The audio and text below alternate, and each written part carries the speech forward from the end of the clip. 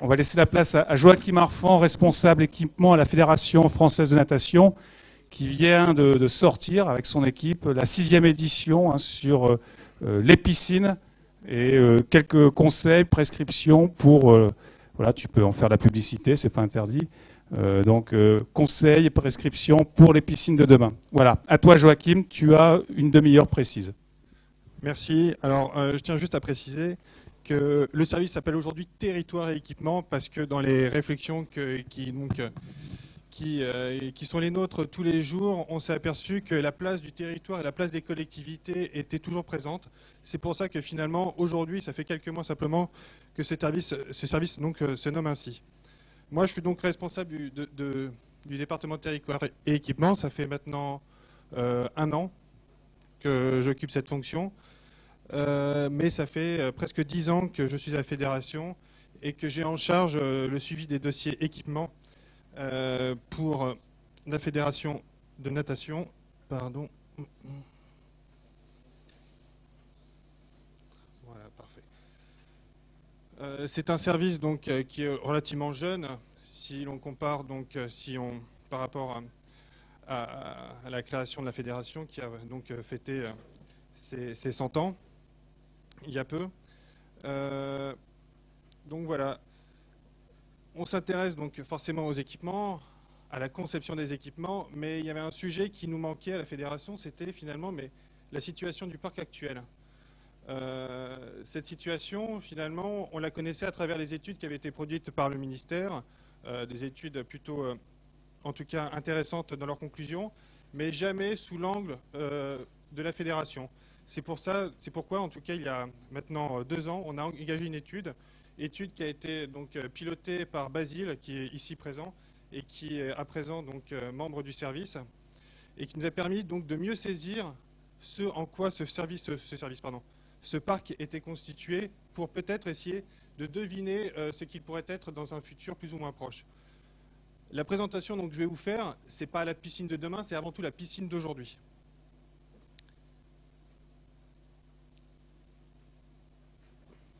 Alors, pour ceux qui ne le savent pas, donc, il me semble toujours important de représenter la fédération en précisant au départ évidemment que la fédération, c'est 5 activités olympiques, 5 disciplines olympiques, mais c'est aussi des activités qui sortent du champ compétitif.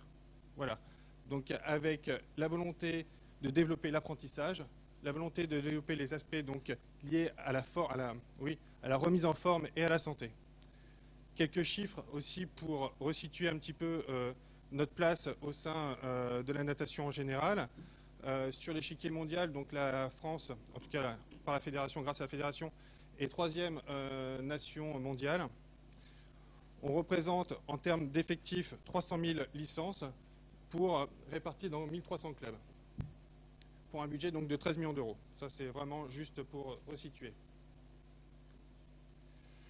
Si on parle maintenant donc de répartition territoriale, on s'aperçoit que nos clubs donc, sont distribués sur l'ensemble du territoire national, avec une répartition par contre, si on réfléchit en termes de licenciés, beaucoup plus centrée sur la natation-course. On connaît aussi une évolution positive depuis maintenant une dizaine d'années. En tout cas, l'étude en tout cas que l'on a menée commence en 2005, avec plus de 55 000 licences recensées, plus 60 000 licences recensées. Et on passe donc, on a passé la barre des 300 000 licences l'année dernière. Mais là, donc, on est un peu sorti du sujet, on va y revenir. La question et donc, que l'on s'est posée, c'est finalement la place des équipements à la fédération est considérée comme étant cruciale forcément pour le développement, car sans équipement adapté, difficile de pouvoir se développer dans les conditions souhaitées. Et pourtant, depuis en tout cas que je suis à la fédération, il y a une perception d'une menace à travers ces mêmes équipements. Donc le premier constat, c'est qu'on s'était aperçu effectivement, enfin en tout cas c'est du moins un ressenti, car on a sondé donc les différents acteurs de la fédération sur leur perception du parc. Donc c'est à la fois un constat objectif et subjectif. C'est que le premier point, c'était on avait affaire à un parc vieillissant, et que celui-ci était dans la capacité à répondre à l'ensemble des besoins, surtout les nôtres. Que finalement, on a vu aussi se développer de nouvelles activités qui font de la natation d'ailleurs l'une des activités sportives les plus plébiscité par les Français. On recense entre 15 et 20 millions de pratiquants chaque année, selon les enquêtes faites sur le sujet. Et donc, du coup, les piscines aujourd'hui sont saturées. Et il est difficile pour les clubs donc, de trouver leur place à l'intérieur. En parallèle, les collectivités qui s'engagent dans la construction de ces mêmes équipements connaissent des difficultés financières qui font que celles-ci sont obligées de faire des choix. Et ces choix ne font pas forcément dans le sens que l'on souhaite. Un autre point aussi, c'est donc du coup, on a vu émerger une demande à caractère ludique qui séduit en tout cas les décideurs locaux et à laquelle ces mêmes décideurs souhaitent répondre.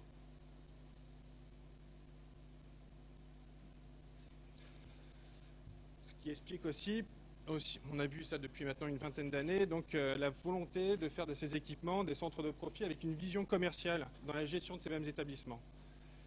Tout cela explique en partie, en tout cas du moins dans le ressenti que l'on a pu en tout cas percevoir, c'est que les clubs peinent à se développer en raison notamment d'un manque de créneaux et aussi donc une difficulté à organiser des compétitions faute d'équipements adaptés.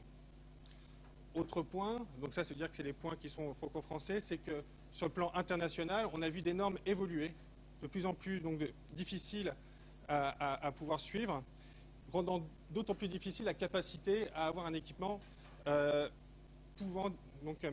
permettant donc l'accueil de grandes compétitions. Donc ces constats, donc plutôt subjectifs, nous ont amené à repenser donc le sujet en essayant de s'appuyer sur des données plus objectives. Pardon. On s'est appuyé donc sur la base de données du recensement des équipements sportifs réalisée par le ministère en 2006 et complétée chaque année. Donc c'est la seule base de données qui permet d'avoir un état des lieux complet du parc d'équipements sportifs en France. Alors c'est des données qui ont leurs limites, bien évidemment, comme toute base de données, à savoir que toutes les piscines ne sont pas recensées dans cette base, seules les piscines considérées comme étant accessibles juridiquement. Ce qui est exclu, pour faire simple, les piscines d'hôtel et les piscines de camping, et certaines piscines aussi qui se situent dans, comment expliquer, des piscines donc à vocation touristique. Autre difficulté aussi, c'est qu'on est on a comment dire,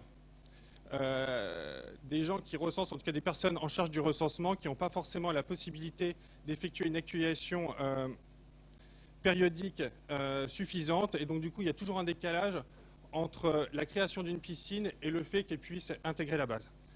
Bon, toujours est-il que les chiffres que l'on a, c'est entre 4100 et 4200 piscines en France, qui regroupent chacune d'entre elles donc 6500 bassins environ, ce qui correspond donc à peu près donc une piscine, c'est entre 1 et 2 bassins. Voilà, en gros, donc si on a des chiffres de masse, donc 1 600 000 mètres carrés de bassins. Pourquoi on parle de mètres carrés? Parce que c'est la seule unité standard. Un bassin peut présenter différentes longueurs, différentes largeurs. Donc avec les mètres carrés, on a une unité standard. Voilà, grosso modo, quels sont les principaux chiffres. Mais ces chiffres ne permettent pas d'entrevoir la place qu'occupent ces mêmes bassins au sein donc, de la grande famille des équipements sportifs. Finalement, la piscine reste un équipement rare. C'est juste 3% des équipements recensés. Voilà. En revanche, si on s'intéresse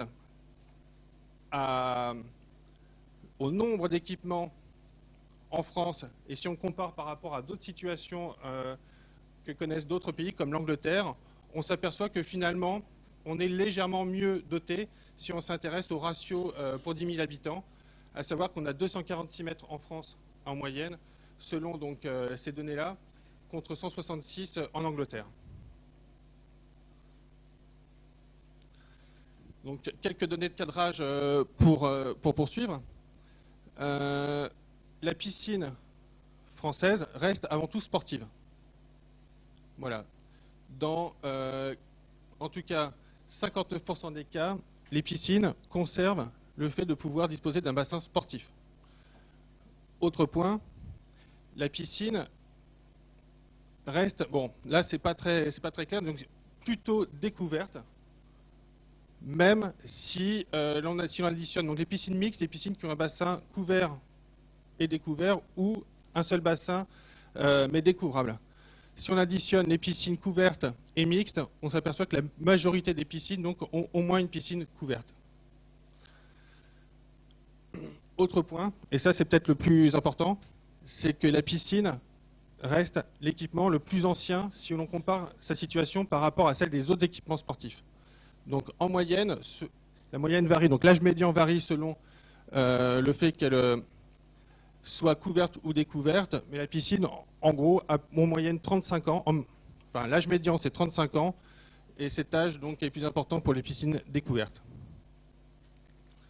Donc, ceci s'explique assez facilement, d'ailleurs, par le fait que encore nombre de piscines importants sont issues des lois programmes développées dans les années 60-70. À présent, si on s'intéresse à leur répartition géographique, on s'aperçoit que l'ensemble du territoire national est couvert. C'est-à-dire qu'il n'y a pas de territoire vraiment sans piscine. Après, si on s'intéresse plus spécifiquement au taux d'équipement, là, on note une différence nord-sud assez nette, avec donc une frange méridionale beaucoup plus équipée que celle se situant au nord. L'explication principale reste la surabondance de bassins découverts dans la partie sud de la France. Donc si on fait une comparaison uniquement sur les bassins couverts, les écarts tendent à se réduire, voire à s'inverser.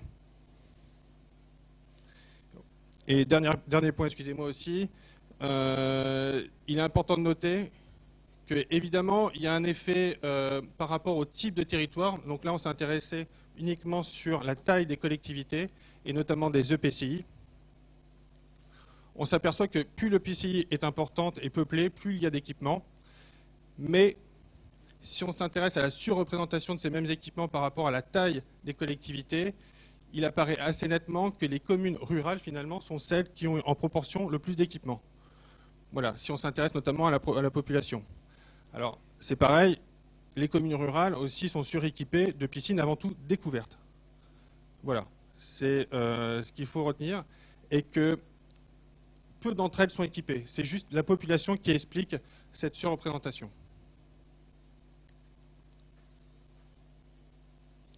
À présent, donc là, on a fixé le cadre de façon générale. On s'est intéressé à la place qu'occupait le mouvement sportif et associatif, et notamment la fédération dans son ensemble, dans ces mêmes piscines. Donc déjà, ce qu'on s'aperçoit, c'est que finalement, la natation est présente dans une minorité de piscines. Seul un tiers des piscines ont la possibilité d'être utilisées par un club. Autre point, c'est qu'évidemment, si on s'intéresse aux caractéristiques de la piscine utilisée, celle-ci est avant tout sportive. Elle est avant tout couverte. Ce qui explique aussi le fait qu'on ne peut pas, en tout cas, qu'il y ait une partie des piscines qui semble être exclue d'office du champ, en tout cas, possible en termes de conquête pour ces mêmes clubs.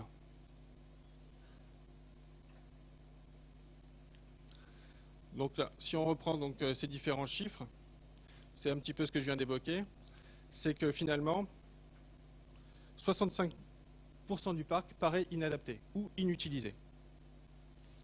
L'autre point, c'est que finalement, on utilise donc une faible part de piscines, mais c'est que la taille de nos clubs augmente. On a vu qu'on avait un nombre de licenciés en pleine expansion, mais un nombre de clubs relativement stable au demeurant, et donc on a une taille de club qui commence à, arriver à saturation.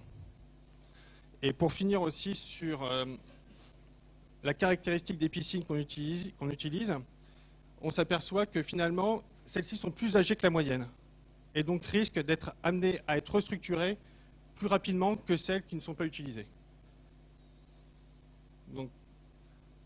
Donc on a brossé un tableau qui n'est pas forcément optimiste.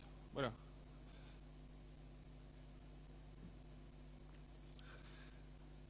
Donc en parallèle de cette situation, on a une politique fédérale qui vise donc à aménager le territoire d'équipements évidemment répondant aux prescriptions fédérales.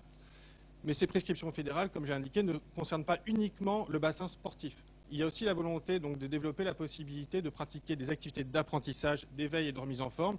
C'est pourquoi on a défini une grille qui ressemble un petit peu, pour ceux qui la connaissent, à la grille qui avait été faite en 1974, qui date un petit peu, et donc on l'a réactualisée à travers les données actuelles, donc enfin les données plus récentes en termes de pratique de la natation, et on a donc défini en fonction d'une tranche de population un type d'équipement, une taille d'équipement adéquate. À partir de cette grille, on a fait une simulation qui permet justement de voir quels sont les manques qu'on peut, envisager pour répondre correctement aux besoins. Donc plus la couleur est foncée, plus le territoire apparaît déficitaire, plus la couleur est claire, donc plus effectivement le territoire semble être plus en capacité à répondre à l'ensemble des besoins, du moins ceux identifiés dans ce cadre-là. Donc, déjà, on a une différence assez nette entre les différents territoires, et l'autre point, c'est qu'aucun territoire n'arrive au seuil demandé. Bon. Donc on est dans un constat de carence généralisé, qui est plus ou moins prononcé selon l'endroit où on se situe. L'autre point, on s'est intéressé donc à la place que l'on occupait. Donc on a fait donc un rapport, c'est assez simple, on a regardé le nombre de licences que l'on avait et on l'a divisé par le nombre d'habitants. Donc on a un nombre de licences pour 10 000 habitants. Donc on s'aperçoit que finalement on est inégalement répartis et inégalement implantés sur l'ensemble du territoire, mais que finalement cette implantation, s'explique moins par le manque d'équipement que par la place que l'on occupe au sein de ces mêmes piscines, notamment sur la frange nord-ouest. On voit finalement qu'on a une faible répartition, une faible implantation, mais aussi un taux d'utilisation plutôt réduit.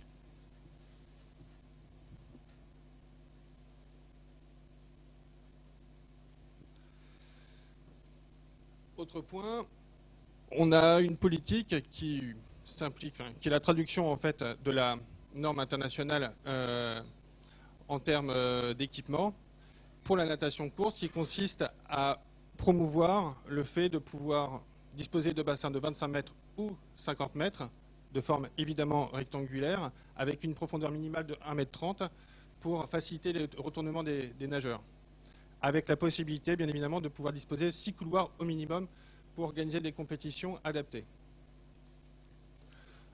Donc, c'est surtout d'ailleurs le diagramme du haut qui est intéressant, c'est qu'aujourd'hui finalement ce type d'équipement, du moins pour les bassins de 25 mètres, reste largement minoritaire. On occupe au bas mot moins de 25%, enfin ce type d'équipement c'est 25%, même pas 25% donc du nombre total de bassins de 25 mètres. Autre point, c'est que le bassin de 50 mètres reste encore très minoritaire. Moins de 10% du parc aujourd'hui présente cette longueur. Alors que les bassins d'entraînement de nos meilleurs clubs restent donc de façon privilégiée le bassin de 50 mètres.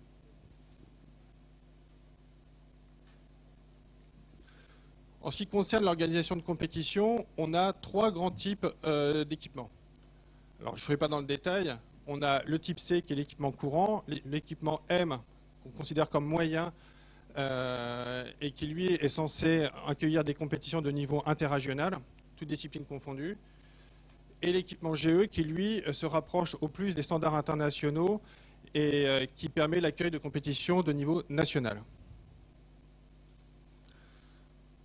Avec donc la capacité pour tous d'entre eux de pouvoir accueillir du public, de pouvoir aussi disposer d'un bassin de récupération. Et donc on a une volonté aussi d'implanter ces équipements en fonction du niveau de territoire. Le type C, donc, c'est l'équipement courant qui est censé s'implanter partout. L'équipement de type M qui, lui, doit être présent dans au moins chaque département, donc 1 par département au moins, et l'équipement GE au moins 1 par région. Alors, bien évidemment, on a eu du mal quand même à essayer d'identifier, donc à partir des données du RES, quels équipements pouvaient répondre à chacun de ces labels. On a quand même réussi à le faire à peu près, et donc sortir une carte. Donc ça, c'est les équipements de type C. Donc 25, 6 couloirs, plus petit bassin. Ce que l'on aperçoit que finalement, c'est un équipement qui paraît comme ça relativement bien distribué. Sauf que certains départements n'en sont pas du tout dotés. Donc déjà, il y a un décalage entre ce que l'on appelle courant et ce qui finalement existe réellement.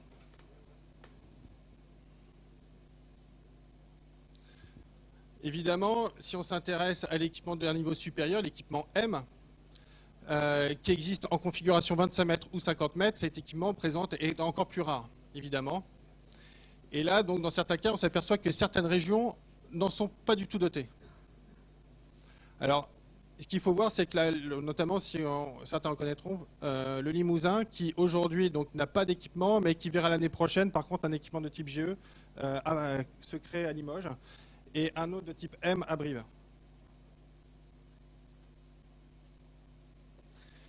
Et alors là, bien évidemment, si on s'intéresse au GE, alors aujourd'hui, c'était en 2012, d'ailleurs aujourd'hui c'est en 2012. D'ailleurs, pour remplir un peu la carte, on a ajouté les piscines découvertes, parce que sinon, finalement, on avait une carte relativement vide. Donc là, c'est sans appel. Le constat fait que, bon, voilà. On a des régions qui disposent de 2 bassins, par exemple la région centre, entre Chartres et Tours. En revanche, l'Aquitaine ne dispose aujourd'hui d'aucun bassin. Donc la politique fédérale aujourd'hui est difficile à mettre en place et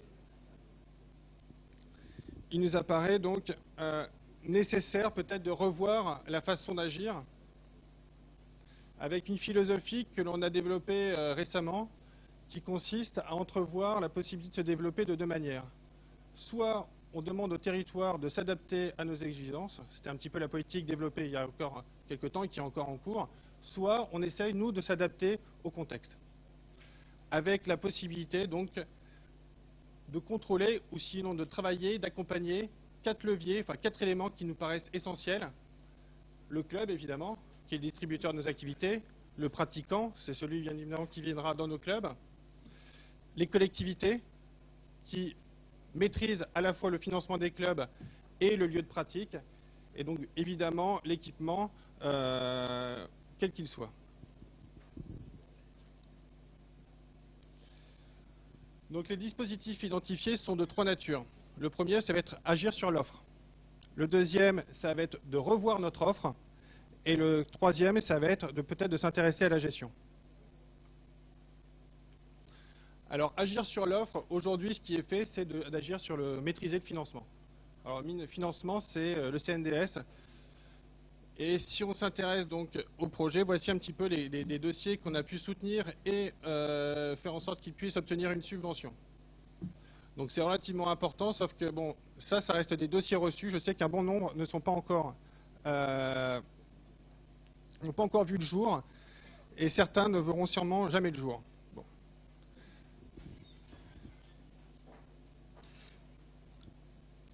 L'autre point, c'est de s'intéresser aux équipements découverts. Ces équipements, finalement, qui constituent pratiquement la majorité du parc et qui sont aujourd'hui sous-exploités. Notamment dans la partie sud de la France, on voit que ces bassins donc, sont relativement présents. Et donc, 2 possibilités peut-être d'envisager le fait de pouvoir s'implanter dans ces piscines. C'est soit développer donc l'activité estivale, soit de faire en sorte que ces bassins peut-être deviennent nordiques. Donc les bassins nordiques, c'est les bassins extérieurs qui fonctionnent toute l'année.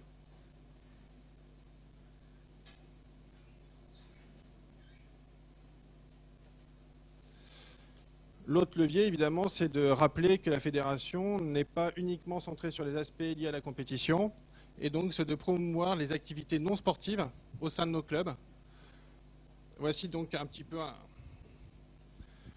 une carte, 3 cartes donc, qui permet d'identifier où se situent donc, les activités d'éveil, donc les 0-6 ans, l'aquaforme, qui est aujourd'hui, je crois, donc, les activités de remise en forme, et les activités liées à la santé.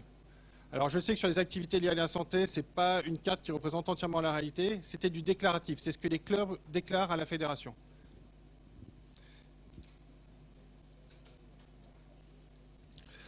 C'est peut-être aussi s'intéresser au milieu naturel. Donc sortir un petit peu du cadre restrictif des équipements pour investir les côtes, pour investir les rivières, pour investir voilà, toutes les possibilités de se développer hors du cadre des équipements. Et aujourd'hui, donc, on a une activité nager dans la nature qui le fait.